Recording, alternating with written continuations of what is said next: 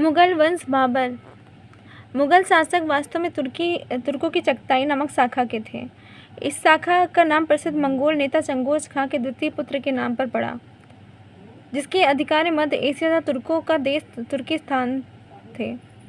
बाबर का पूरा नाम जहरुद्दीन मोहम्मद बाबर था। इसका जन्म 14 फरवरी 1483 ईस्वी को फरगना के उमर शेख जिला एवं कुतलुग निगार खां के घर में हुआ था। पिता की मृत्यु के बाद लगभग 11 वर्ष की अल्पायु में जून 1494 ईस्वी में फरगना के सिंहासन में बैठा। शैबानी खां ने 1501 ईस्वी में सर-ए-पुल के युद्ध में बाबर को पराजित कर मध्य एशिया से खदेड़ दिया।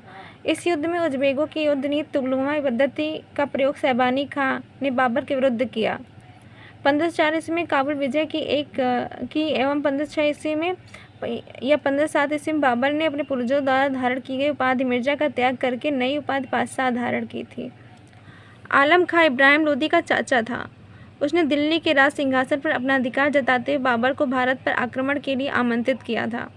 1524 ईस्वी में बाबर की चौथी बार भारत अभियान के दौरान दिल्ली के सुल्तान इब्राहिम लोदी तथा पंजाब के गवर्नर दौलत खां के मध्य कटु संबंध हो गए थे। सुल्तान इब्राहिम लोदी ने दौलत खां को राजधानी आने का आदेश दिया था, जिसका दौलत खां ने उल्लंघन किया। दौलत खां ने अपने पुत्र दिलावर खां को बाबर के पास इस संदेश के साथ भेजा कि वह सुल्तान इब्राहिम लोदी को दिल्ली के सिंहासन पर अपदस्थ कर उसके स्थान पर उसके चाचा आलम खां को पदस्थ करने में सहायता करे। बाबर के लिए स्वर्णिम अवसर था कि उसे मेवाड़ के राजा राणा सिंह का भी निमंत्रण प्राप्त हो चुका था। अतः बाबर को यह विश्वास हो गया कि भारत विजय का अवसर आ गया है। पानीपत का प्रथम युद्ध 21 अप्रैल 1526 ईस्वी को बाबर तथा इब्राहिम लोदी के बीच में हुआ। बाबर के पास विशिष्ट सुविधाएं थीं। इसके तोपखाने ने इस युद्ध में आश्चर्यजनक कार्य किया। इब्राहिम लोदी की सेना संख्या में अधिक होते हुए भी पराजित हुई। इब्राहिम लोदी रण क्षेत्र में मारा गया। फलस्वरूप दिल्ली और आगरा पर बाबर का अधिकार हो गया। 27 अप्रैल 1526 को बाबर ने अपने आप को बादशाह घोषित कर दिया। भारत में मुगल साम्राज्य की नींव डाली। बाबर ने तुगलनामा युद्ध नीति का प्रयोग पानीपत के प्रथम युद्ध में ही किया था। इस युद्ध में बाबर की सफलता का सबसे मुख्य कारण इसका विशाल तोपखाना था। इसके नेतृत्व में उस्ताद अली कुली नामक व्यक्ति कर रहा था। बंदूकचियों का नेतृत्व मुस्तफा कर रहा था। बाबर की उदारता के कारण लोगों ने उसे कलंदर की उपाधि प्रदान की। भारत में सर्वप्रथम पानीपत की लड़ाई में तोपों का प्रयोग किया गया। बाबर ने खानवा के युद्ध में जिहाद की घोषणा की थी। खानवा का युद्ध 17 मार्च 1527 और बाबर और राणा सांगा के बीच हुआ। इस युद्ध में राणा सांगा पराजित हुआ। इस युद्ध में विजयश्री मिलने के उपरांत बाबर ने गाजी काफिरों को मारने वाला की उपाधि धारण की। 1528 ईस्वी में बाबर ने चंदेरी के किले पर अधिकार कर लिया। युद्ध में मेदिनी राय मारा गया। घाघरा का युद्ध 5 मई 1529 ईस्वी को बाबर और महमूद लोदी के मध्य हुआ। इस युद्ध में बाबर विजयी हुआ। बाबर का यह अंतिम युद्ध था। अपने इस विशाल साम्राज्य की शासन व्यवस्था को सही ढंग से चलाने के लिए बाबर ने एक प्रदेश से दूसरे से अलग व्यवस्था की थी। भारत से बाहर बदख्शां के शासन हुमायूं, मीर फ़ख्र अली, हिंदाल तथा मिर्जा सुलेमान को प्रदान किया गया। कमरान को काबुल, कंदहार एवं मुल्तान का प्रशासन दिया गया। मीर यूसुफ अली को पंजाब का गवर्नर नियुक्त किया गया, जिसके नियंत्रण में भीरा, लाहौर, दीपालपुर, सियालकोट, सरहिंद का हिसार, फिरोजा सम्मिलित थे। हिसार फिरोजा से लेकर बलिया तक के प्रदेश तक, बयाना, चंदेरी एवं ग्वालियर तक के प्रदेशों में बाबर ने बदख्शां से बिहार तक फैला था। मुल्तान का प्रशासन दिया गया। मीर यूसुफ अली को पंजाब का गवर्नर नियुक्त किया गया, जिसके नियंत्रण में भीरा, लाहौर, दीपालपुर, सियालकोट, सरहिंद तथा हिसार फिरोजा सम्मिलित थे। हिसार फिरोजा से लेकर बलिया तक के प्रदेश तथा बयाना, चंदेरी एवं ग्वालियर तक के प्रदेश बाबर ने एक नवीन शासन व्यवस्था कार्यान्वित की। इस प्रकार बाबर का साम्राज्य बदख्शां से बिहार तक फैल गया, किंतु आधुनिक राजस्थान का क्षेत्र उसके साम्राज्य में सम्मिलित नहीं था। यह क्षेत्र उस समय विभिन्न राजपूत शासकों के शासन के अंतर्गत था। मुगल साम्राज्य की आधारशिला रखने वाले जहरुद्दीन मोहम्मद बाबर ने अपने जीवन संबंधी घटनाओं को एक ग्रंथ में स्वयं ही लिखा। इसे तुजुके बाबरी या बाबरनामा कहते हैं। बाबर ने अपनी आत्मकथा में जिन 2 हिंदू राज्यों का उल्लेख किया, उनमें से एक विजयनगर है तथा दूसरा मेवाड़ है। तुर्की भाषा में बाबर द्वारा लिखित यह ग्रंथ संसार की श्रेष्ठतम आत्मकथाओं में स्थान रखता है। अकबर ने अब्दुल रहीम खानखाना द्वारा बाबरनामा का फारसी भाषा में रूपांतरण करवाया था। इसके अतिरिक्त बाबर द्वारा पद्य रचनाओं का संकलन दीवान में किया गया, जो कि तुर्की पद्य जो मुस्लिम कानून की पुस्तक है, तुर्की पद्य में श्रेष्ठ स्थान रखता है। पद्य में उसने एक नवीन शैली मुबैयान लिखा, जो मुस्लिम कानून की पुस्तक। मुबैयान क्या है? तो ये मुस्लिम कानून की पुस्तक है। बाबर की रचना रिसाले उसज खत-ए बाबरी थी, जिसकी शैली नवीन मानी गई थी। मुगल बादशाह बाबर के सेनानायक मीर बाकी ने अयोध्या में बाबरी मस्जिद का निर्माण करवाया था। मीर बाकी ने करवाया था बाबरी मस्जिद का निर्माण। प्रश्नोत्तर कर लेते हैं। प्रश्नोत्तर में पहला क्वेश्चन है, बाबर को भारत पर आक्रमण करने के लिए आमंत्रित करने वाला में से एक आलम खान कौन था? तो आलम खान जो है इब्राहिम लोदी के संबंधी थे तथा दिल्ली के राजसिंहासन के दावेदार थे। तो ऑप्शन ए ही सही है इसका। तो आलम खान थे, इब्राहिम लोदी के संबंधी थे, वे दिल्ली के राजसिंहासन दावेदार थे, उन्होंने बाबर को आमंत्रित किया था। एक्सप्लेनेशन देख लेते हैं। आलम खां इब्राहिम लोदी का चचा था। उसने दिल्ली के राज सिंहासन पर अपना अधिकार जताते हुए बाबर को भारत पर आक्रमण के लिए आमंत्रित किया। 1524 ईस्वी में बाबर के चौथी बार भारत अभियान के दौरान दिल्ली के सुल्तान इब्राहिम लोदी तथा पंजाब के गवर्नर दौलत खां के मध्य कटु संबंध हो गए। सुल्तान इब्राहिम लोदी ने दौलत खां को राजधानी आने का आदेश दिया था, जिसका दौलत खां ने उल्लंघन किया। दौलत खां ने अपने पुत्र दिलावर खां को बाबर के पास इस संदेश के साथ भेजा कि सुल्तान इब्राहिम लोदी को दिल्ली के सिंहासन से अपदस्थ कर उसके स्थान पर चाचा आलम खान को पदस्थ करने में सहायता करे। बाबर के लिए स्वर्णिम अवसर था, क्योंकि वह उसने मेवाड़ के राजा राणा संगा को भी निमंत्रण प्राप्त हो चुका था। अतः बाबर को यह विश्वास हो गया कि भारत विजय का अवसर आ गया है। तो आलम खां जो है इब्राहिम लोदी का चाचा था और ये दिल्ली पर शासन करना चाहता था, इसलिए इसने बाबर को आमंत्रित किया और इसने अपने बेटे को भेजा था बाबर के पास। तो बाद में जब ये राणा सांगा का भी इनको मैसेज मिल गया कि इब्राहिम लोदी को परास्त करके दिल्ली के सिंहासन को खाली करवाना है, तो बाबर के लिए अच्छा अवसर मिल गया कि मतलब अब भारत के विजय अवसर उनको प्राप्त हो गया कि अब भारत में विजय होगी हमारी। दूसरा क्वेश्चन है, मध्यकालीन भारत में के मुगल शासक बसते थे तो चगताई तुर्क थे। मुगल शासक क्या थे? चगताई तुर्क थे। मुगल शासक वास्तव में तुर्कों की चगताई नामक शाखा के थे। इस शाखा का नाम प्रसिद्ध मंगोल नेता चंगेज खां के द्वितीय पुत्र के नाम पर पड़ा था, जिसके अधिकार में मध्य एशिया तथा तुर्कों का देश तुर्किस्तान थे। तीसरा क्वेश्चन, इनमें से बाबर को सर ए पुल के युद्ध में पराजित किया था। तो बाबर को सर ए पुल के युद्ध में किसने पराजित किया था?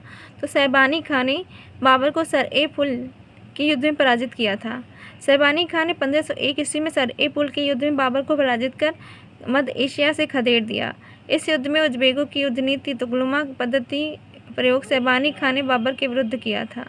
तो तुगलुमा पद्धति का यूज किसने किया था? शैबानी खां ने किया था सर ए पुल के युद्ध में, जिसमें बाबर हार गया था 1501 ईस्वी में।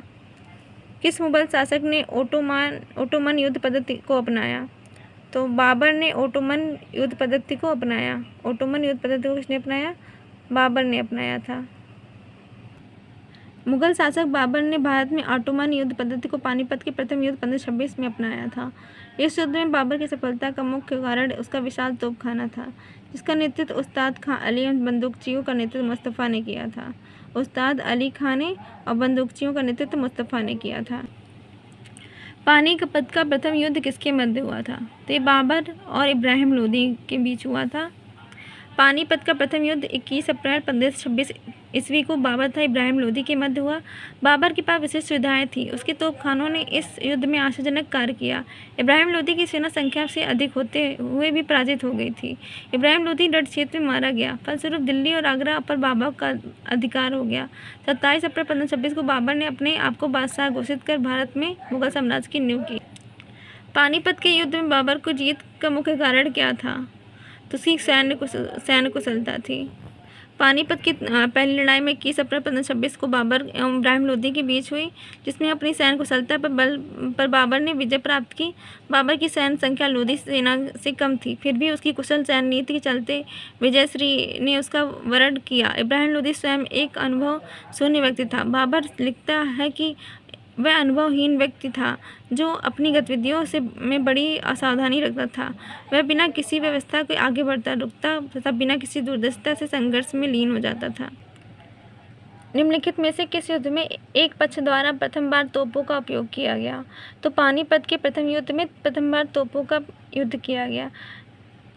पानीपत के प्रथम युद्ध में बाबर द्वारा तोपों का प्रयोग किया गया। यह लड़ाई बाबर और इब्राहिम लोदी के बीच 21 अप्रैल 1526 में संपन्न हुई थी। बाबर में तोपों का संचालन उस्ताद अली एवं बंदूकचियों के नेतृत्व मुस्तफा ने किया, परंतु बाबर ने 1519 में बजौर की लड़ाई में तोपों और बंदूक के प्रथम उपयोग का उल्लेख किया है। भारत में तोप और बंदूक दाखिल करने का श्रेय आमतौर पर बाबर को दिया गया। किस वर्ष बाबर ने सुल्तान इब्राहिम लोदी को पानीपत की लड़ाई में पराजित किया? तो 1526 में 21 अप्रैल 1526 को लड़ाई हुई थी। निम्नलिखित में से कौन सा सुमेलित नहीं है? तो पानीपत का युद्ध 1526 में हुआ था, खानवा का युद्ध 1527 में हुआ था, घाघरा का युद्ध 1529 में हुआ, चंदेरी का युद्ध 1528 में हुआ था, ना कि 1530। 1530 में बाबर मर गया था। पानीपत का प्रथम 1526 ईस्वी में बाबर और इब्राहिम लोदी के बीच हुआ। खानवा का युद्ध 1527 में बाबर और राणा सांगा के बीच हुआ। घाघरा का युद्ध 1529 ईस्वी में बाबर और अफगान शासकों के बीच में हुआ था, जबकि चंदेरी का युद्ध 1528 में बाबर और मेदिनी राय के बीच में हुआ था। निम्नलिखित पर विचार कीजिए। बाबर के भारत में आने के फलस्वरूप उपमहाद्वीप में बारूद के उपयोग की शुरुआत हुई। इस क्षेत्र में स्थापत्य कला के मेहराब और गुंबद बनने की शुरुआत हुई। इस क्षेत्र में तिमुरिद राजवंश के स्थापित हुआ। तो केवल तीसरा सही है। इस क्षेत्र में तिमुरिद राजवंश स्थापित हुआ।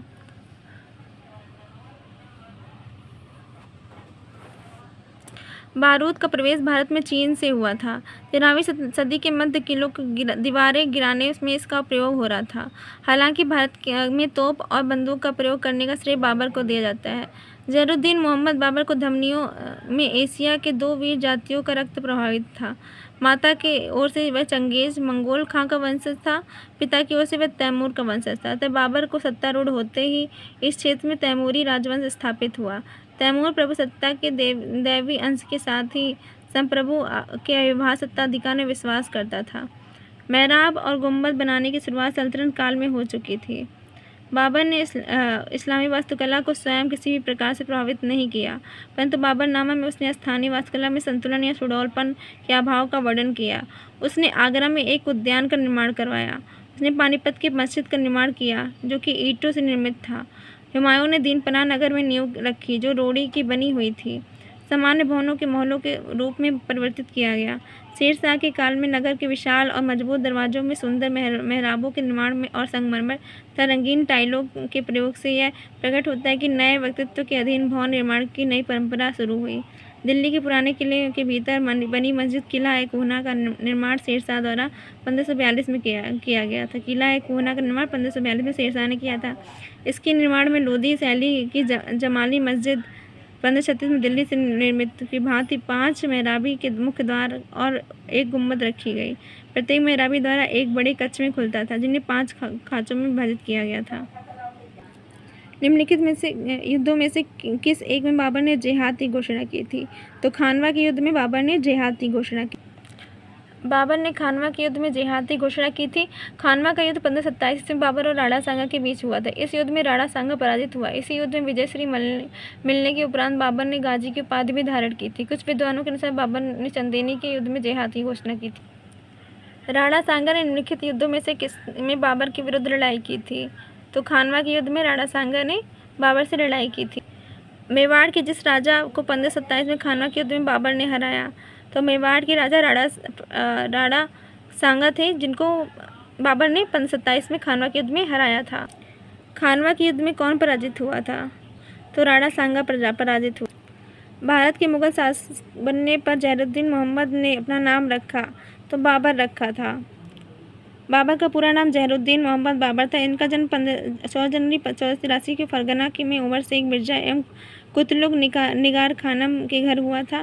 पिता की मृत्यु के बाद लगभग 11 वर्ष की अल्पायु में जून 1494 ईस्वी में फरगना के सिंहासन में बैठे थे। पानीपत के प्रथम युद्ध के विजय के पश्चात 27 अप्रैल 1526 को बाबर ने अपने आप को बादशाह घोषित किया। भारत में मुगल साम्राज्य की नींव डाली। बाबर ने सर्वप्रथम पातशाह की पदवी धारण की थी। तो काबुल में सर्वप्रथम पातशाह की पदवी धारण की थी। बाबर ने अपने फरगना के शासनकाल में 1501 ईस्वी में समरकंद पर अधिकार किया, जो मात्र 8 महीने तक उसने कब्जे में रहा। समरकंद और फरगना का शासक उसके हाथों से निकल जाने के बाद उसने काबुल की ओर रुख किया।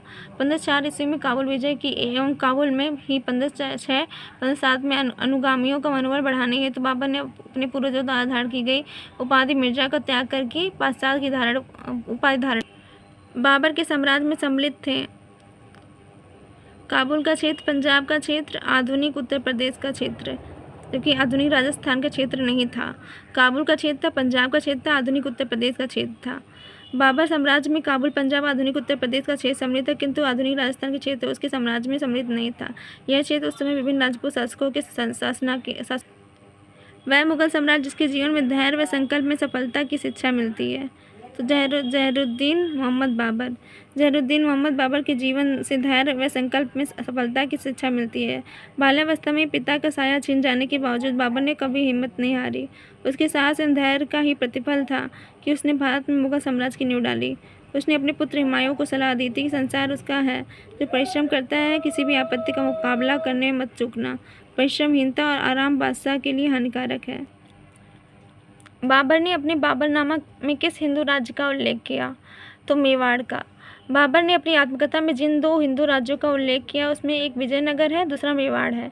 बाबर लिखता है कि जब हम लोग काबुल में ही थे तो राणा सांगा मेवाड़ का शासक था, ने उपस्थित होकर उसकी ओर से निष्ठा प्रदर्शित की थी कि वह निश्चय किया था कि सम्मानित बादशाह इस ओर से दिल्ली के समीप पहुंच जाएं तो मैं राणा सांगा इस ओर से आगरा पर आक्रमण कर दूंगा। तुर्की भाषा में बाबर द्वारा लिखित यह ग्रंथ संसार का श्रेष्ठतम आत्मकथाओं में स्थान रखता है।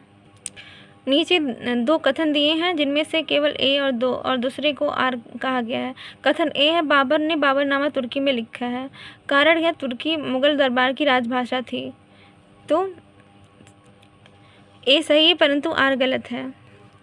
मुगल साम्राज्य की आधारशिला रखने वाले जहरुद्दीन मोहम्मद बाबर ने अपनी जीवन संबंधी घटनाओं को एक ग्रंथ में स्वयं ही लिखा। इसे तुजुक-ए-बाबरी या बाबरनामा कहते हैं। यह किताब तुर्की भाषा में लिखी गई, किंतु तुर्की मुगल दरबार की राजभाषा नहीं थी, अपितु यह सम्मान फारसी को प्राप्त हुआ था। तुजुक-ए-बाबरी किस भाषा में लिखा गया? तुजुक-ए-बाबरी तुर्की भाषा में लिखा गया। अयोध्या में स्थित बाबरी मस्जिद का निर्माण किसने करवाया था? तो मीर बाकी ने करवाया था। मुगल बादशाह बाबर के सेनानायक मीर बाकी ने अयोध्या में बाबरी मस्जिद का निर्माण करवाया था। अगला टॉपिक है हुमायूं और शेरशाह, हम के बारे में पढ़ेंगे।